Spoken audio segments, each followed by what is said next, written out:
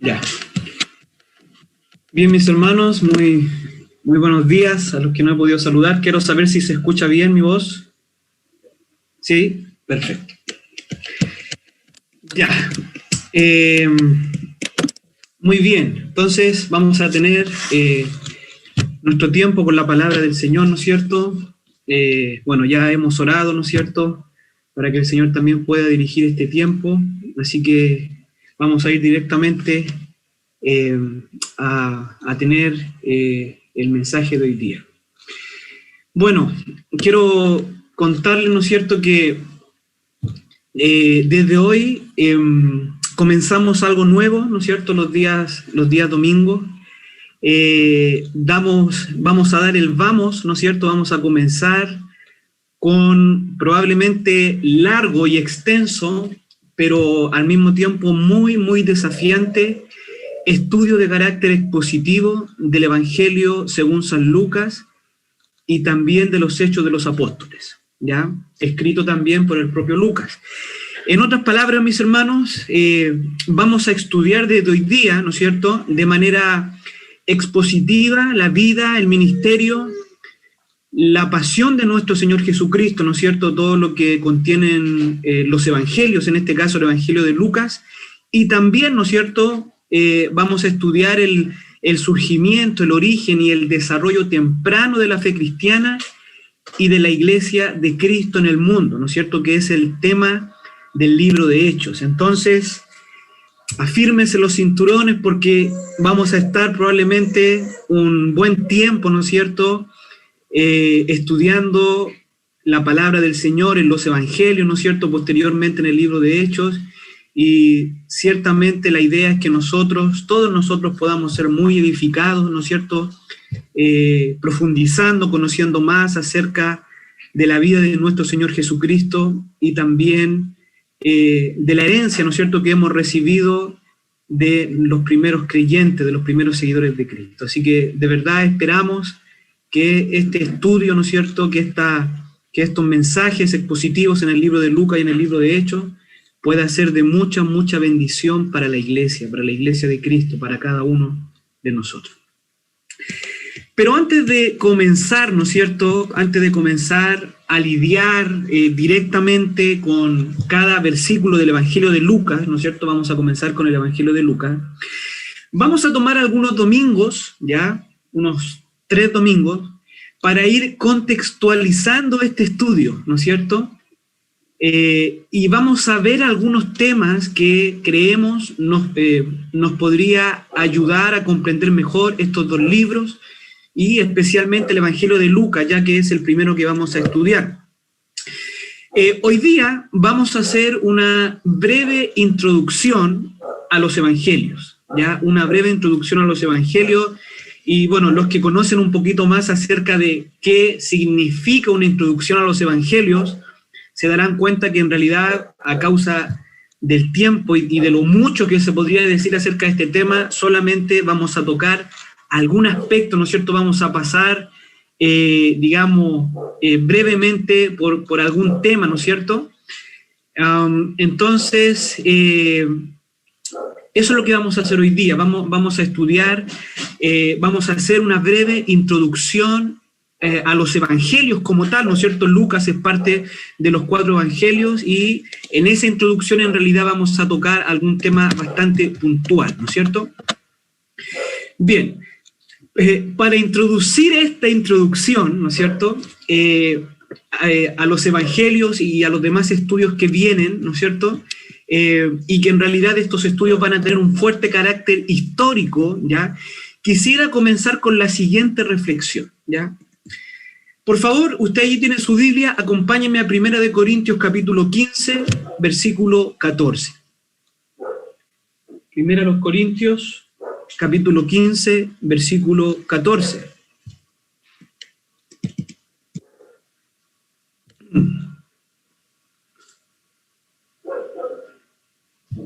Primera a los Corintios, capítulo 15, versículo 14, dice así la palabra del Señor. Y si Cristo no resucitó, vana es entonces nuestra predicación, vana es también nuestra fe.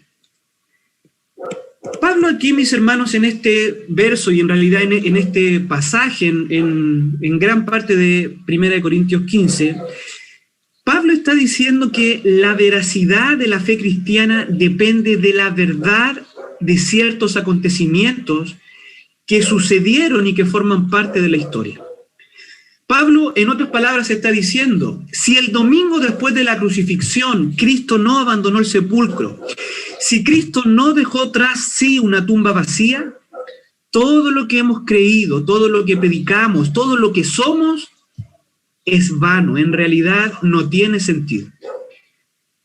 En su defecto, ¿no es cierto?, Pablo no está diciendo que en realidad no importa si Cristo resucitó o no, ¿no es cierto?, porque finalmente ser cristiano igual es algo bueno, nos ayuda, nos hace mejores personas, nos hace sentir bien, ¿no es cierto?, hace que encontremos un sentido a nuestra vida.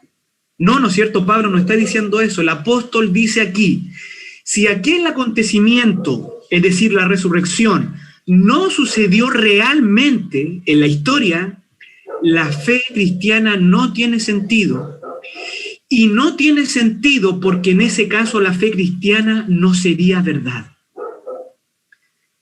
Parto con este pasaje, ¿no es cierto?, y con esta reflexión, porque es parte de la madurez cristiana, mis hermanos, entender la fe cristiana en todo lo que ella es, ¿ya? En todo lo que ella es.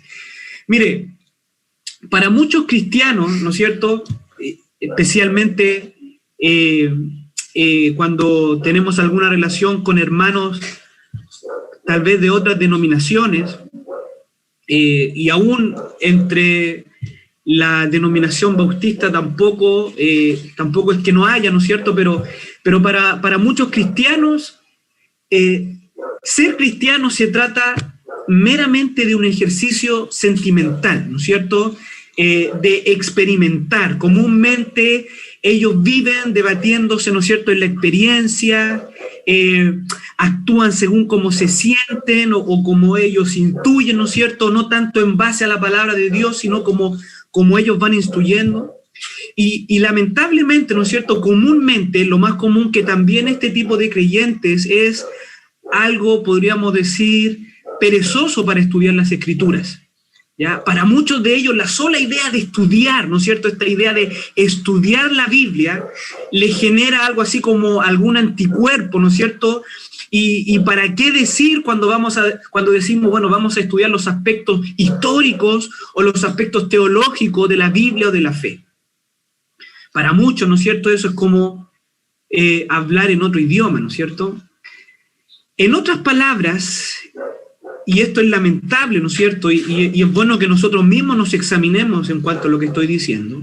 En otras palabras, la verdad de la fe cristiana no es tan importante para este tipo de creyentes.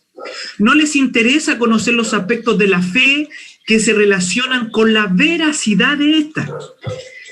Personalmente, creo que este tipo de creyentes está dejando a un lado un aspecto fundamental de la fe cristiana y que se está perdiendo la oportunidad de robustecer, de fortalecer, de madurar la fe que ejerció en un comienzo. Algunos, ¿no es cierto?, le han llamado a este tipo de fe algo así como una fe sencilla. La verdad es que, siendo un poco más realista, ¿no es cierto?, podríamos llamarle a esta fe una fe pobre e irresponsable.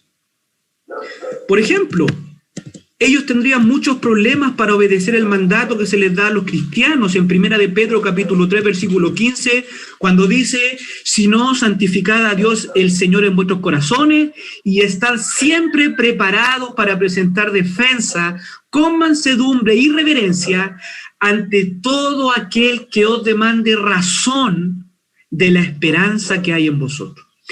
En otras palabras, los cristianos deben estar preparados para contarle a otros que la fe que ellos profesan no solo es hermosa, no solo se siente bien, no solo le ha hecho tanto bien a su vida, no solo que experimentan y viven tantas cosas extraordinarias, sino que esta fe es verdadera.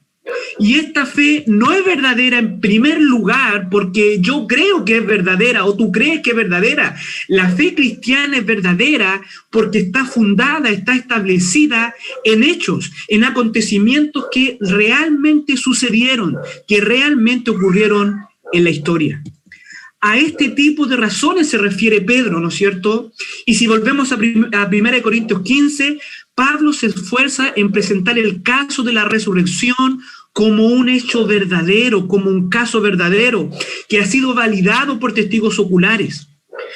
Por ejemplo, si vamos a los ejemplos de las predicaciones de Pedro en Hechos, Pedro se esfuerza por demostrar que Jesús es el Mesías conforme a un razonamiento que parte de las escrituras hebreas. Si vemos, por ejemplo, a Pablo en Atenas, Pablo razona con los griegos acerca de la existencia y la veracidad de un único Dios verdadero. Por lo tanto, amados hermanos, este aspecto del estudio, ¿ya? Aun cuando vemos aspectos históricos, aspectos teológicos, amados hermanos, son aspectos importantísimos de lo que nosotros creemos. Son aspectos importantes de la fe cristiana, de la fe que nosotros hemos profesado, y no debemos despreciarlas, ¿ya? No debemos despreciarlas, sino que nos debemos interesar en ellas, ¿no es cierto? Porque nosotros queremos experimentar todo lo que la fe cristiana tiene para nosotros. He dicho todo esto, ¿no es cierto? He partido con esta introducción, como les decía, porque hoy y durante las próximas 2 semanas vamos a estudiar, ¿ya? Quizás vamos a cambiar un poquito el carácter del mensaje del día domingo que veníamos haciendo hasta hoy. Luego lo vamos a retomar cuando ya entremos nuevamente a Lucas.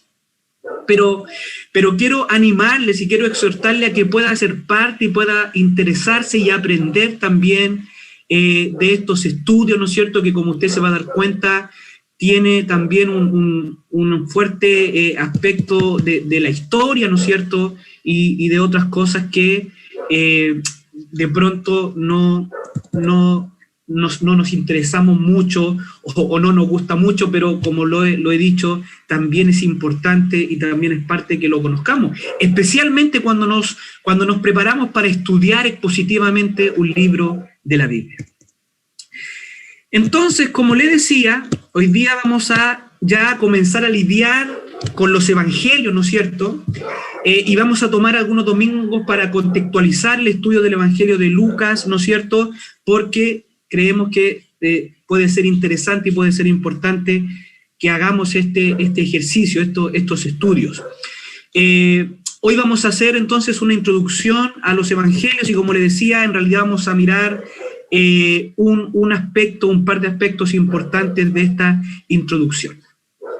Bien, mire, no sé si lo ha pensado alguna vez, pero con toda seguridad usted cree que en la Biblia, específicamente en el Nuevo Testamento, hay 4 evangelios, ¿no es cierto?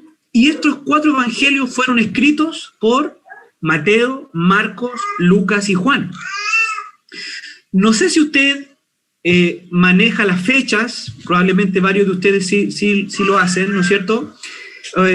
Pero estoy seguro que usted cree que estos autores, ¿no es cierto? Mateo, Marcos, Lucas y Juan escribieron sus evangelios en algún momento, ¿no es cierto?, durante el siglo I de nuestra era, ¿no es cierto? Cuando hablo del siglo I, me refiero, ¿no es cierto?, a este espacio de tiempo que va entre el año 0, ¿ya?, y el año 100, ¿no es cierto? Eso hablamos del siglo I, ¿ya?, o el siglo I. Ahora, mire, ¿qué me diría si yo le preguntara lo siguiente? A ver, trate de hacer el ejercicio. ¿Usted me podría mostrar en su Biblia un versículo, un solo versículo que diga que estos autores escribieron los evangelios que se supone que escribieron? Y si es tan amable, ¿me podría mostrar un solo versículo que diga cuándo estos autores escribieron los evangelios? No, aquí no vale la pena que usted diga, bueno, por ejemplo, si vamos al Evangelio de Lucas, mi Biblia dice el Evangelio según San Lucas.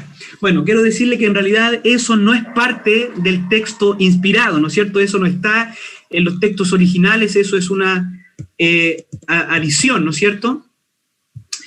Amados hermanos, en realidad no existe. En realidad no existe ningún versículo en los evangelios que diga quién escribió los evangelios, ni menos cuándo se escribieron los evangelios. Entonces yo le podría preguntar, ¿de dónde saca usted la idea que Mateo, Marcos, Lucas y Juan son los autores de los evangelios? ¿Y de dónde usted saca la idea de que los evangelios son escritos del primer siglo? Es más, yo le podría decir, y aquí me voy a poner, ¿no es cierto?, en el lugar de un escéptico, aquí me voy a poner en el lugar de ese tío incrédulo, ¿no es cierto?, que siempre le hace preguntas difíciles, o de esa amiga del trabajo, ¿no es cierto?, atea, que siempre le está molestando, ¿no es cierto?, y le está haciendo preguntas muchas veces incómodas. Aquí yo le podría decir, ¿no es cierto?, poniéndome un poco en el lugar del escéptico, en realidad los evangelios son escritos tardíos, son escritos no del siglo I, sino del siglo II o del siglo III, ¿ya? Y sus autores en realidad son desconocidos. Fueron evidentemente cristianos que se hicieron pasar por quienes hoy pensamos que son los autores, pero en realidad, como pasó tanto tiempo entre Cristo y la elaboración de los evangelios, estos documentos en realidad reflejan los aspectos mitológicos y legendarios de Jesús. En otras palabras, los evangelios son invenciones de cristianos que vivieron mucho tiempo después de Jesús y sus apóstoles. ¿Cómo respondería usted a estas objeciones? ¿Qué diría usted para defender su punto, ¿no es cierto?, lo que usted siempre ha creído, de que Lucas escribió el Evangelio de Lucas, que Mateo escribió el Evangelio de Mateo? ¿Cómo respondería usted a esta objeción? Mire, si volvemos al argumento de Pablo en 1 Corintios 15, aquí pasa algo muy parecido. Está en juego la veracidad del cristianismo. Perfectamente podríamos decir, si los evangelios, que son la fuente principal de donde nos llega la historia de Cristo y de su obra, y si esta fuente no es verdad, si los evangelios no nos están diciendo la verdad acerca de Jesús y de su obra, podríamos decir junto con Pablo, la fe cristiana no tiene sentido. Hemos estado siguiendo un Jesús que es una mera invención de fanáticos religiosos. Ahora déjeme decirle otra cosa más. Estas objeciones yo no las inventé. Son las objeciones con las que muchos escépticos atacan la fe cristiana, tratando de desacreditar la palabra de Dios y la figura histórica de Jesús. En honor a la verdad, mis hermanos, se han escrito cúmulos de libros acerca de esta cuestión, ¿no es cierto?, de los evangelios, ¿no es cierto?, y todo lo que significa desde el punto de vista histórico, el surgimiento, la escritura, la redacción de los evangelios. Es un tema en realidad muy amplio, ¿no es cierto?, y que se puede abarcar de distintos aspectos. Hoy, en esta breve introducción, y de verdad va a ser breve, no se asuste con todo lo que he hablado, ¿no es cierto?, hoy en esta breve introducción a los evangelios, aportaremos con un pequeño granito de arena que a usted le pueda ayudar a tener una mayor comprensión acerca de este asunto. Su propia fe en la palabra del Señor pueda fortalecerse y también pueda tener alguna herramienta que le ayude a dar razones, como decía Pedro, de lo que usted cree, ¿no es cierto?, el tipo de razones que muchas veces le va a pedir esta sociedad secularizada y en muchos contextos hostil a la fe cristiana. Solo un paréntesis, solo una nota aclaratoria. Todo lo que yo voy a decir a continuación está completamente en armonía con la doctrina de la inspiración. Como cristianos creemos que Dios inspiró las Escrituras y esta es la razón fundamental de por qué estas son verdaderas. Pero el estudio desde el punto de vista de la historia y la razón apoya, armoniza y fortalece nuestra creencia en la doctrina bíblica de la inspiración. Bien, en esta introducción a los evangelios hoy día vamos a tratar solamente con dos preguntas. Solamente con dos preguntas. ¿Quién o quiénes escribieron los evangelios y cuándo se escribieron los evangelios? La respuesta a estas dos preguntas serán un aspecto importante para evaluar si los evangelios son dignos de confianza, ¿no es cierto?, si son confiables históricamente hablando, ¿ya? Entonces, ¿quiénes escribieron los evangelios o cuándo se escribieron? Es algo que usted y yo sabemos, pero en este breve estudio lo vamos a poner a prueba. ¿Qué razones tenemos nosotros los cristianos para decir que Mateo, Marcos, Lucas y Juan son los autores de los evangelios, ¿no es cierto? Y ¿qué razones tenemos para pensar que estos se escribieron en el siglo I y no después, ¿no es cierto? Bien. En honor a la verdad, tenemos que decir primeramente que los 4 evangelios son anónimos, ¿ya? Yo les decía, no hay ningún versículo en los propios evangelios que digan quiénes escribieron los evangelios, ¿no es cierto? A diferencia, por ejemplo, de algunas cartas de Pablo en donde él dice, bueno, yo Pablo, ¿no es cierto? No, en los 4 evangelios no tenemos algo como eso, ¿ya? Son, en un sentido técnico, son escritos anónimos, es decir, que no están expresados en ellos mismos quién es su autor. Ahora bien, tradicionalmente, desde los orígenes del cristianismo, los cristianos han creído que los evangelios fueron escritos por los autores que se les atribuye, es decir, por Mateo, Marcos, Lucas y Juan. Y los investigadores cristianos han fechado a los evangelios como efectivamente escritos, documentos históricos del primer siglo de nuestra era. Ahora, usted, para ubicarlo un poquito temporalmente, recuerde usted que la vida de Jesús se desarrolla durante el siglo I. Jesús es, ¿no es cierto?, él hace su ministerio, es crucificado, resucita y asciende al cielo, ¿no es cierto? Es crucificado y resucita y asciende al cielo alrededor aproximadamente, para redondear una fecha, en el año 30 después de Cristo.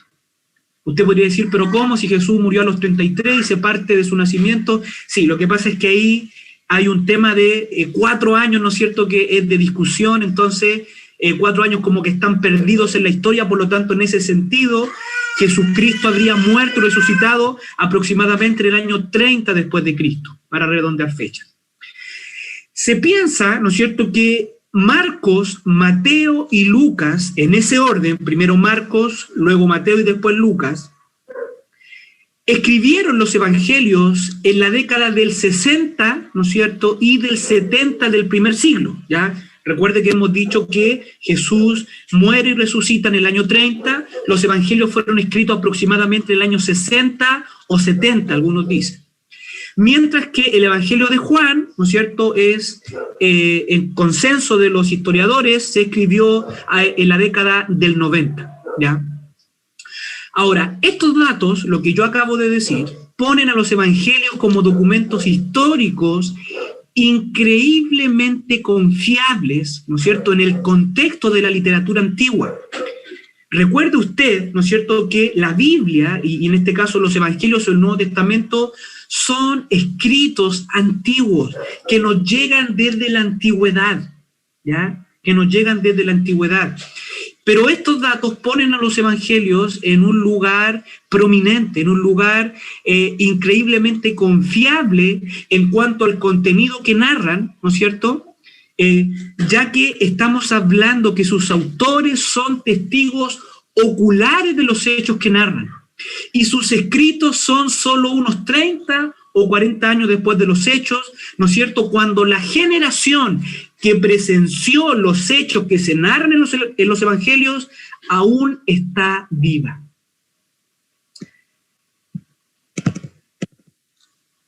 Vamos a aplicar, ¿no es cierto?, en lo que se conoce como en la investigación histórica, lo que se conocen como las pruebas internas y las pruebas externas para ver si estas afirmaciones, ¿no es cierto?, son realmente verídicas, ¿no es cierto? Y en primer lugar vamos a ir a la prueba externa, es decir, ¿qué fuentes tenemos fuera de los propios evangelios que apoyen la autoría de estos autores y la fecha en que se escribieron?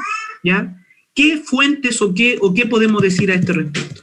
Bien, y aquí, mis hermanos, ¿cómo sabemos que los autores de los evangelios son los autores que nosotros hoy día creemos, ¿no es cierto?, y que se escribieron en el espacio de tiempo que hemos dicho? Y aquí es clave, es fundamental y es tremendamente importante el testimonio de los padres de la iglesia primitiva.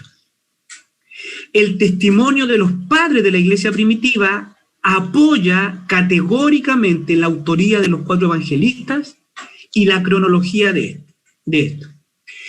Se les llama padre de la iglesia primitiva básicamente a la siguiente generación de cristianos luego de los apóstoles, ¿ya? Muchos de los padres de la iglesia fueron evangelizados y discipulados por los propios apóstoles.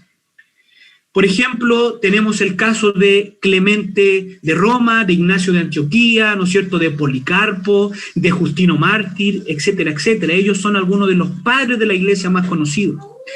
Por tanto, el testimonio de estos cristianos que viven aproximadamente en el siglo II es extremadamente importante, ya que ellos se relacionaron directamente con los apóstoles. Y cuando ellos se refieren en sus escritos, ¿no es cierto?, tenemos acceso a los escritos de los padres de la iglesia, muchos de sus escritos, y cuando ellos se refieren a este tema, es decir, a la autoría de los evangelios, siempre ellos indican y señalan claramente que los autores de los evangelios que están en nuestras Biblias son Mateo, Marcos, Lucas y Juan, ¿ya? Que ellos son los autores de nuestros evangelios. Mire, el testimonio más antiguo que tenemos acerca de un padre de la iglesia con relación a la autoría de los evangelios, lo encontramos en un padre de la iglesia que se llamó Papías, ¿ya?, quien escribió, ¿no es cierto?, alrededor del año 125 después de Cristo. Y Papías en sus escritos afirmó específicamente que Marcos había registrado cuidadosa y fielmente el testimonio ocular de Pedro, ¿ya? Es más, Papías dijo que Marcos, y cito textual, no cometió ningún error y no incluyó ninguna declaración falsa, ¿no es cierto?, acerca de lo que Pedro le había transmitido, ¿ya? Papías también dijo, ¿no es cierto?, que Mateo había preservado la enseñanza de Jesús, ¿ya? Entonces, este padre de la iglesia dice que efectivamente Juan Marcos, ¿no es cierto?, Marcos escribió el Evangelio de Marcos y que en realidad este lo recibió de Pedro, ¿no es cierto? Algunos autores a este le llaman casi el Evangelio de Pedro porque en realidad Marcos entrevistó o consultó primeramente al apóstol Pedro para escribir el Evangelio de Marcos, ¿ya? Papías dice que también Mateo, un apóstol de Jesús, preservó también las enseñanzas de Jesús en el Evangelio que hoy lleva el nombre de Mateo. Otro ejemplo de un padre de la iglesia que apoya, ¿no es cierto?, esta cronología y esta autoría de los evangelios, lo encontramos en un padre de la iglesia que se llamó Ireneo, ¿no es cierto? Ireneo fue obispo de Lyon, ¿no es cierto? Y Ireneo vivió en la segunda parte del siglo II, ¿no es cierto? Aproximadamente en el año 180 después de Cristo pudo haber hecho algunos de sus escritos. En su tratado contra las herejías, Ireneo escribe lo siguiente, cito textual: Mateo escribió su evangelio entre los hebreos en su propio dialecto, mientras que Pedro y Pablo proclamaron el evangelio y fundaron la iglesia en Roma. Mire, aquí tenemos algo muy, muy interesante en cuanto al tema que estamos tratando. Aquí podemos hacer una relación interesante para saber, por ejemplo, ¿cuándo se escribió en este caso el Evangelio de Mateo? Ya vimos que Ireneo, un padre de la iglesia, dice que Mateo escribió su Evangelio, ¿no es cierto?, lo que nosotros conocemos como el Evangelio de Mateo, pero en cuanto a lo que él dice acerca de Pedro y Pablo, podemos hacer una relación interesante para saber cuándo Mateo escribió su Evangelio. En su declaración, Ireneo conecta el tiempo en que Mateo escribió su Evangelio con la predicación en Roma de Pedro y Pablo. ¿Ya? Ponga atención acá. Por tanto, si Pedro y Pablo fueron martirizados bajo el reinado de Nerón, y esto ocurrió entre los años 64 y 68 después de Cristo, esto es un hecho histórico establecido, esto lo dice la historia secular, ¿no es cierto? Tenemos fuentes importantes acerca de en qué año reinó Nerón en Roma, ya, por lo tanto, este es un hecho establecido. Entonces, si Ireneo dice que Mateo escribió su evangelio cuando Pedro y Pablo estaban aún en Roma, eso Eso quiere decir que Mateo escribió su evangelio al menos a mediados de la década de los 60. Y eso echaría por tierra, ¿no es cierto?, lo que dicen los escépticos de que en realidad los evangelios son escritos tardíos, escritos del siglo II o incluso después, porque obviamente eso le quita confiabilidad histórica a los evangelios, ¿ya? Por lo tanto, según esta cita de Ireneo, podemos concluir que efectivamente Mateo escribió su evangelio a mediados o a comienzos de los años 60 después de Cristo, y esto lo hace muy, muy interesante porque significa que solamente lo separó unos 25 o 30 años después de los hechos que Mateo narra en su evangelio. Luego continúa Ireneo. Ireneo dice lo siguiente, cito textualmente: después de la marcha de estos, de Pedro y Pablo, Marcos, el discípulo e intérprete de Pedro, también nos transmitió lo que había escrito sobre la predicación de Pedro. Entonces, aquí este padre de la iglesia llamado Ireneo, ¿no es cierto?, un padre temprano que vivió en el siglo II, ¿no es cierto?, es decir, que vivió en la siguiente generación después de los apóstoles, nos dice que Marcos escribió su evangelio y que en realidad era lo que Pedro le había transmitido, ¿ya? Entonces, de estas citas de los padres de la iglesia podemos sacar muy buenas conclusiones acerca de este tema de la autoría y de la datación de los evangelios canónicos, de los evangelios que nosotros tenemos en nuestras Biblias, ¿no es cierto? Entonces, solo con estos dos padres, la verdad es que hay otras citas, solo por en razón del tiempo he citado solo a dos padres, a Papías y a Ireneo, ¿no es cierto? Pero solamente en base a estos dos padres podemos saber que desde muy temprano en la historia, la iglesia atribuía los evangelios a los autores tradicionales, Mateo, Marcos, Lucas y Juan, y esto nos arroja luz en el tiempo en que fueron escritos, ya que tanto Mateo como Marcos, ¿no es cierto?, y como Pedro, ¿no es cierto?, todos vivieron en el primer siglo, ¿no es cierto? Sabemos a ciencia cierta que Pedro murió entre el año 64 y 68, por tanto el evangelio de Marcos se escribió durante esos años o antes, ¿no es cierto?, tal vez incluso finales de la década del 50, ¿ya? En realidad no existe otra tradición que le atribuya a los evangelios otros autores, ¿ya? No existe. O si existía, no nos llegó, ¿ya? Este ha sido el testimonio al unísono de la iglesia desde sus comienzos, ¿no es cierto? Que los autores de los 4 evangelios son los autores que nosotros también conocemos. Ahora bien, como hemos dicho, los escépticos han puesto en duda la autoría de estos 4 evangelistas. Para muchos escépticos, ¿no es cierto?, los evangelios son escritos anónimos de personas que se hicieron pasar por los evangelistas. Esto es de esperar, porque de ser cierto, es decir, si verdaderamente Mateo, Marcos, Lucas y Juan son los autores de los evangelios, esto pone a los evangelios, como he dicho, como documentos históricos muy, muy confiables, ya que ubica a los autores como testigos oculares de los hechos que narra. Y eso, mis hermanos, desde el punto de vista histórico, es un hecho muy, muy significativo para determinar la realidad o la veracidad de los hechos que los evangelios narran.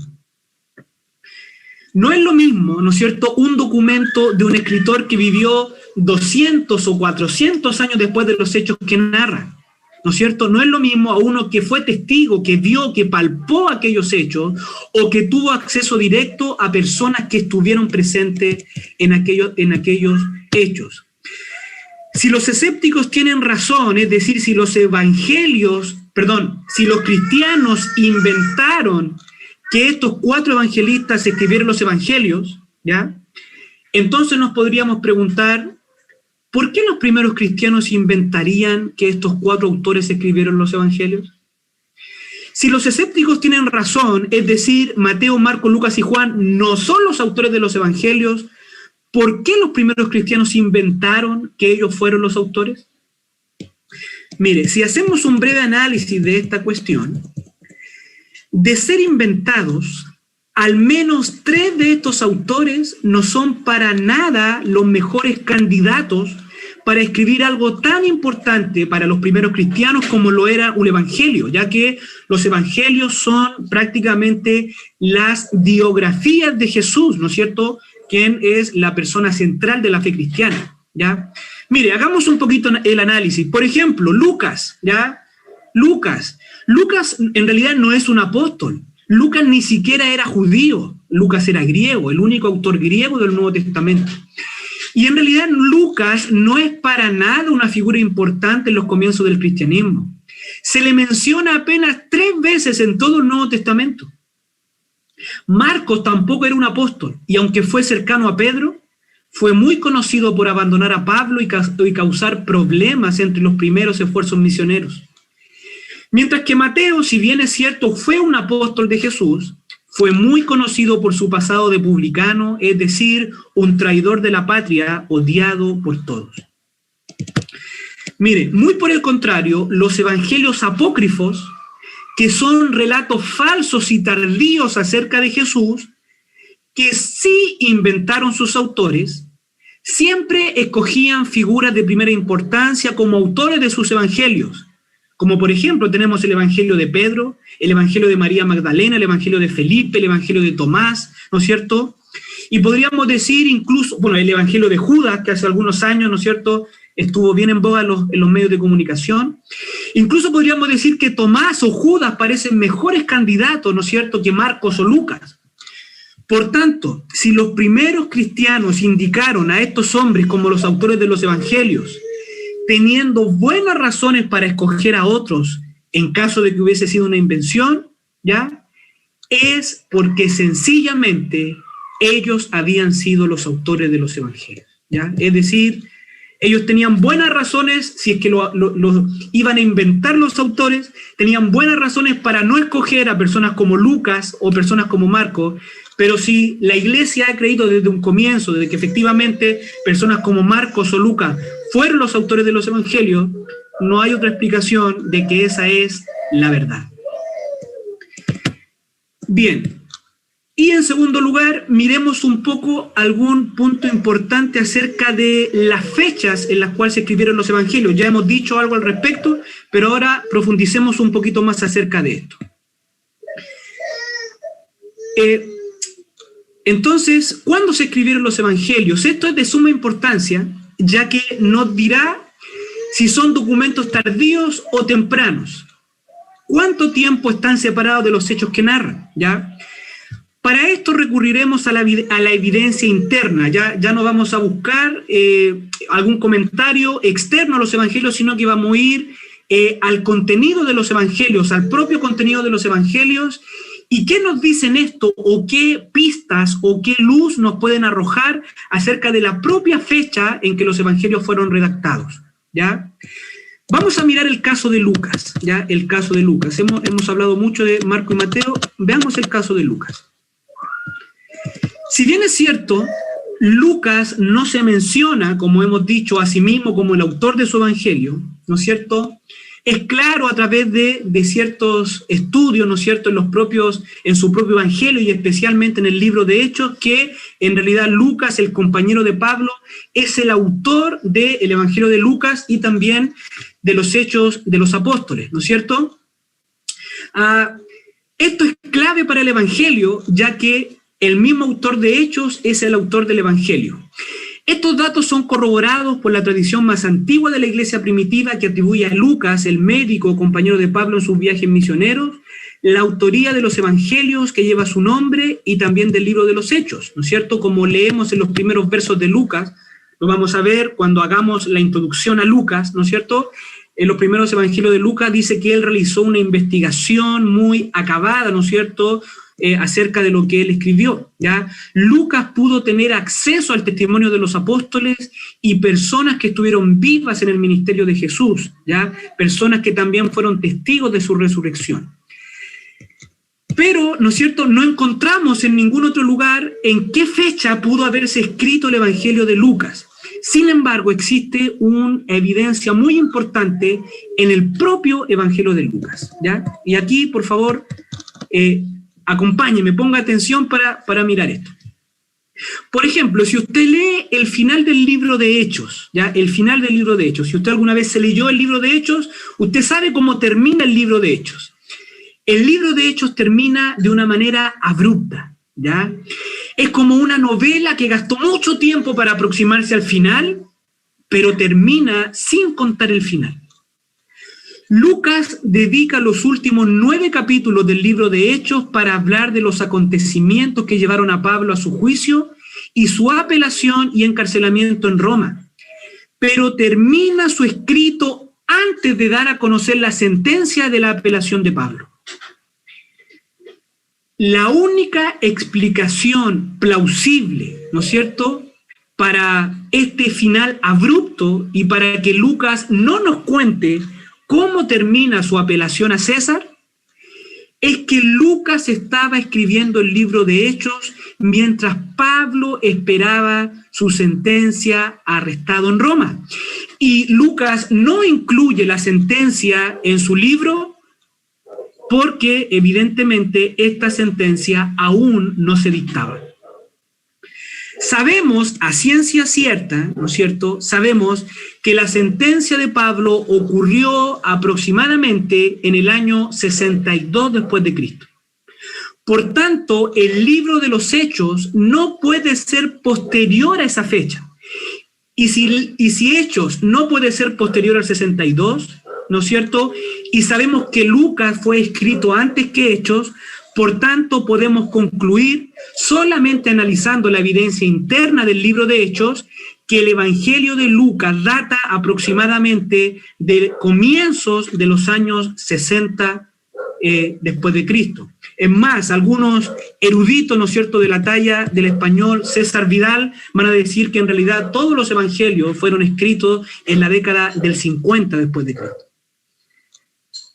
Y si decimos que Lucas, ¿no es cierto?, fue escrito a comienzos de los años 60, es reconocido por los eruditos que Marcos es anterior a Lucas. Por tanto, Marcos se escribió con toda seguridad al final de la década del 50 o al comienzo de la década del 60. ¿Qué significa esto, mis hermanos? Esto significa que sean tan solo entre 25 y 30 años lo que separan a los evangelios de los hechos que los evangelios narran.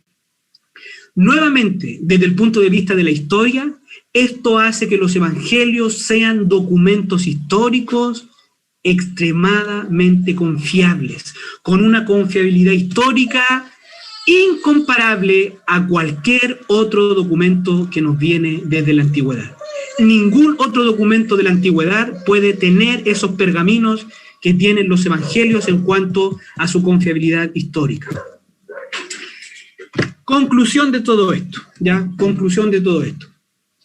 Todos estos datos y este tipo de estudios, mis hermanos, tanto las evidencias externas como internas, nos indican que los evangelios fueron escritos efectivamente por Mateo, Marcos, Lucas y Juan, quienes fueron testigos oculares de los hechos que narran o fueron cercanos a testigos oculares. Por ejemplo, Marcos no fue un testigo ocular, pero fue muy cercano a Pedro, que en sí fue un testigo ocular. Lucas tampoco fue un testigo ocular, pero Lucas fue muy cercano a Pablo y en realidad Lucas pudo tener acceso a todos los testigos oculares, ¿no es cierto? Todos estaban vivos, los apóstoles estaban vivos cuando Lucas escribió su evangelio.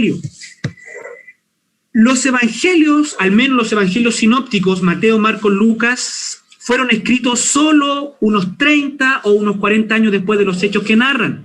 Durante ese periodo es prácticamente imposible que hubiesen surgido elementos mitológicos o legendarios que hubiesen distorsionado la historia y después hubiesen quedado en el texto. Los judíos vivían en una cultura predominantemente oral. Por lo tanto, ellos sabían muy bien cómo guardar los relatos y protegerlos de tergiversaciones. Y más importante aún, todos los testigos oculares aún estaban vivos, por lo que cualquier elemento falaz, cuando se pusieron por escrito la historia de Jesús, hubiera sido rápidamente corregido o denunciado, ¿no es cierto? Ya que todos aquellos que conocieron a Jesús aún estaban vivos cuando se pusieron escritos los evangelios. Otra vez, desde el punto de vista de la confiabilidad histórica, estos datos son sencillamente inigualables en la literatura antigua. Por ejemplo, los dos biógrafos de Alejandro Magno, una figura muy importante en la antigüedad, ¿no es cierto? Sus dos biógrafos, Arriano y Plutarco, ¿no es cierto?, dos romanos, escribieron más de 400 años después de la muerte de Alejandro. Sin embargo, los historiadores consideran estas biografías como fiables. ¿Cuánto más confiables son los evangelios, que son escritos que están separados por unos 25 o 30 años después de los hechos que narran, ¿no es cierto? Y que son narrados por testigos oculares, cuya generación estaba viva cuando se pusieron por escrito los hechos que narran? Para finalizar, quisiera volver a la reflexión del principio y preguntar, ¿en qué nos ayudan estudios como este? ¿De qué nos sirven, mis hermanos, estudios como el que acabamos de hacer? Y quisiera terminar solo con dos aplicaciones. En primer lugar, creo que nos ayudan a comprender el carácter de la fe que profesamos. Nos ayudan a ver nuestra fe como una fe sólida, bien fundada y bien fundamentada en la verdad. Nos damos cuenta que nuestra profesión de fe no está compuesta meramente por la subjetividad de los sentimientos o de las experiencias personales, sino que nuestros pies están sobre la verdad objetiva e indiscutible de la palabra de Dios, la cual, lejos de temerle a la razón y a las evidencias, las utiliza, las emplea como un medio para alumbrar aún más. Podemos confiar, podemos estar seguros. La palabra de Dios es confiable. Nuestra vida tiene un refugio fiel y verdadero. Y en segundo lugar, estudios como este tienen una utilidad apologética. Es decir, son herramientas para que el creyente pueda desenvolverse y enfrentar de mejor manera los embates, los ataques y las acusaciones de la sociedad secular y de los escépticos, tan comunes en nuestros días. Sabemos muy bien que argumentaciones del tipo que hemos visto hoy no salvan a los pecadores. Los pecadores son salvos por medio del Evangelio. No obstante, utilizadas correctamente, este tipo de conocimientos puede abrir puertas entre aquellos que tienen dudas sinceras acerca de la veracidad de la fe cristiana. La apologética bien empleada, usada con sabiduría, puede ser una gran ayuda en la tarea de evangelizar a los escépticos. Espero, mis hermanos, que lejos de aburrirle, ¿no es cierto?, espero que este estudio, ¿no es cierto?, le haya animado a estudiar el Evangelio de Lucas, que haya sido de bendición para usted, ¿no es cierto?, que haya sido de edificación a su vida, ¿no es cierto? Y bueno, como le decía, en las próximas 2 semanas vamos a estar mirando otros 2 aspectos contextuales e históricos para luego ya comenzar, ¿no es cierto?, un buen tiempo a estudiar el Evangelio de Lucas y el libro de Hechos. Acompáñenme a orar, por favor. Querido Padre, te damos muchas gracias, Señor, por este tiempo, Dios mío, buen tiempo con tu palabra, Señor, mirando, estudiando acerca de estas cosas, Dios mío, que también aportan, que también nos ayudan, que también fortalecen nuestra fe. Podemos estar seguros desde todos los aspectos, Dios mío, que tu palabra es verdad, que podemos ir a ella y que podemos estar confiados, que lejos de no tener respuestas, que lejos de pensar que nuestra fe no es sólida, Dios mío, podemos ver a través de estos estudios que tenemos buenas respuestas, Dios mío, para aquellos que buscan respuestas, que nuestra fe no está fundada en el vacío, Señor, sino que está bien fundamentada en la verdad de la palabra de Dios, en la verdad de la historia. Señor, gracias porque estos estudios nos animan, nos ayudan, hace que podamos comprender todo lo que significa la fe cristiana y por sobre todas las cosas que nuestros pies están seguros, porque tu palabra es la verdad. Bendícenos, Señor, te damos gracias porque podemos emprender este tipo de estudios, porque nos aprontamos a estudiar el Evangelio, el libro de Hechos, Señor, y esperamos que sea de mucha edificación, de mucha bendición para la iglesia del Señor. Dejamos este tiempo en tus manos, oramos en el nombre de Cristo Jesús. Amén.